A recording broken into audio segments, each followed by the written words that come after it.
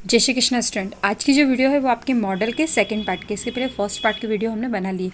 तो इसके अंदर किसका हम प्रयोग देखेंगे? आउट टू का, वुड का, यूज टू का, डियर का, नीड नॉट का, हैव टू का और हैड टू का। तो स्टार्ट करते हैं हम। इसके पहले जो वीडियो थी उसमें हमने कैन, कुड, मे, माइट और शुड का प्रयोग हमने देखा था, और इस वाले वीडियो में हम इन सब का प्रयोग देखेंगे। तो आउट टू का जो प्रयोग होता है वो जनरली चाहिए, उसी तरह का जो सेंटेंस है ना, जिस तरह से शुड का प्रयोग होता है, शुड का प्रयोग भी मैंने आपको बताया था कि चाहिए के लिए ही होता है, उसी तरह से आउट टू का प्रयोग भी चाहिए के लिए होता है। लेकिन इसमें और उसमें थोड़ा सा अंतर होता है। जैसे कि जो अंतर होता है वो हम देखेंगे इसके अंदर। तो आउट टू जो है उसका अर्थ वैसे होता तो चाहिए होता है, लेकिन इसमें जो होता है ना, पॉसिबिलिटी होती है। जैसे कि ऐसा है कि संभावना है कि ऐसा हो सकता है, या वैसी संभावना है। तो आप इसका एग्जाम्पल देखेंगे तो आपको क्लियर होगा। तो he ought to be a fool, वह मूर्ख होना चाहिए। तो इस तरह से हम कहते हैं ना किसी के लिए कि वह मूर्ख होना चाहिए, तो he ought to be a fool. फिर नेक्स्ट जो सेंटेंस है वो बता रखा, he ought to be tired, मतलब वह थका हुआ होना चाहिए। तो इस तरह से स्वाभाविक रूप से जो अपन बताते हैं किसी के लिए कि संभावना, तो अब हम आउट टू का प्रयोग करते हैं, वरना हम शुड का प्रयोग करते हैं। नेक्स्ट है आपका वुड। तो वुड का जो प्रयोग किया जाता है वो विल के स्थान पर किया जाता है। विल आपको पता है गागेगी में विल का प्रयोग किया जाता है। तो वुड का प्रयोग कहाँ किया जाता है? तो एग्जाम्पल को देखेंगे, एग्जाम्पल से आपका क्लियर होगा। He said that he would help us, मतलब कहने का मतलब क्या है कि वह हमारी मदद करेगा, ऐसा उसने कहा।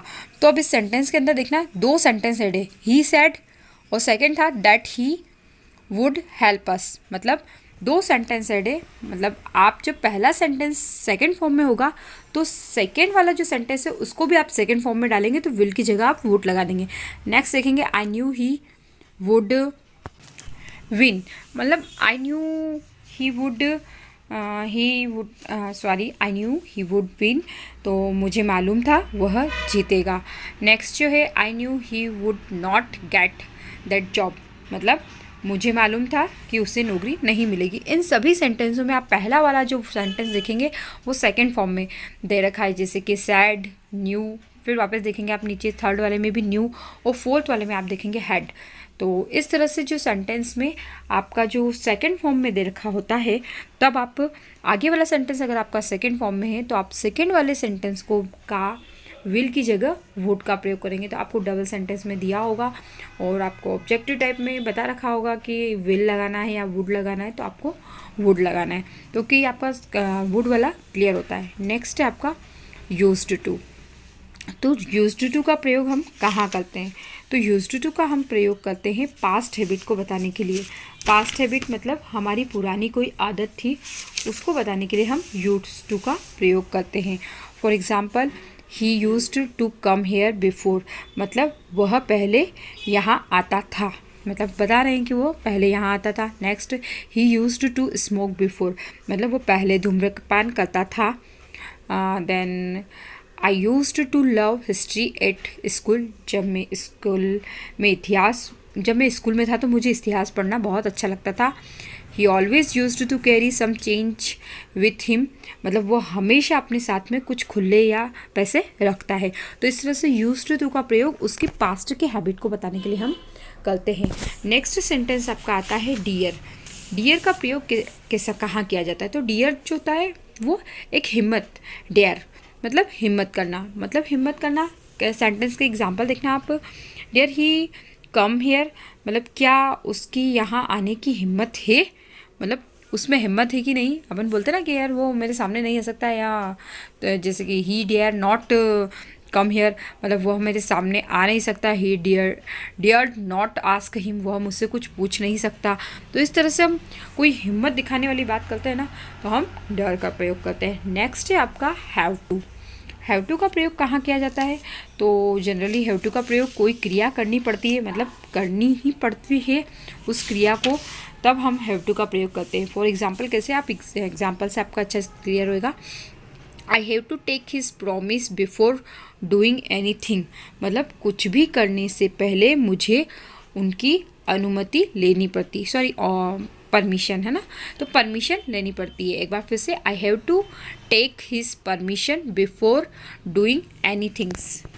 नेक्स्ट है आपका I have to go there not food everything, मतलब कि मुझे वहाँ प्रतिदिन पैदल जाना पड़ता है। तो ये एक कार्य है जो मुझे पैदल करना पड़ता है। Next, I have to go to market, मतलब अपन कभी कभी कहते हैं ना कि मुझे बाजार जाना है, तो इस तरह से I have to go to market. Next, I have to meet him tomorrow, we have to leave today, मतलब इनका कहने का मतलब ये होगा कि आप जो भी हैव टू वाला सेंटेंस, मतलब हमको कुछ भी कार्य करने के पहले, मतलब कुछ हमारे लिए एक क्रिया है कि हमें ये तो करना ही है, ये करना ही पड़ेगा।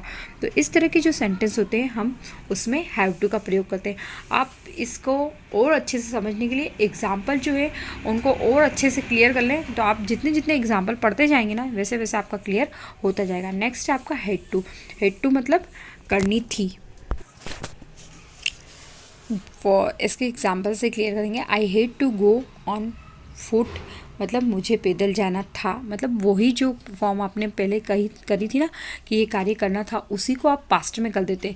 करनी है, करनी पड़ेगी, वो आपकी प्रेजेंट में होगी तो हैव टू, हैज़ टू का प्रयोग होता है, और आप पास्ट में कर देते तो हैड टू का। I had to stand in the quiz for 2 hours, मतलब मैं 2 घंटे से लाइन में, कतार में खड़ा हुआ हूँ। I had to get there by 8 o'clock, मतलब मुझे 8 बजे तक वहाँ पर जाना है या पहुँचना था। Then I had to go yesterday, मुझे कल वहाँ जाना था। तो इस तरह से आपके सारे जो सेंटेंस है वो मॉडल्स और मॉडल के एग्जांपल्स वो क्लियर होते हैं। अब आप इसकी एक्सरसाइज करें। Okay, thank you.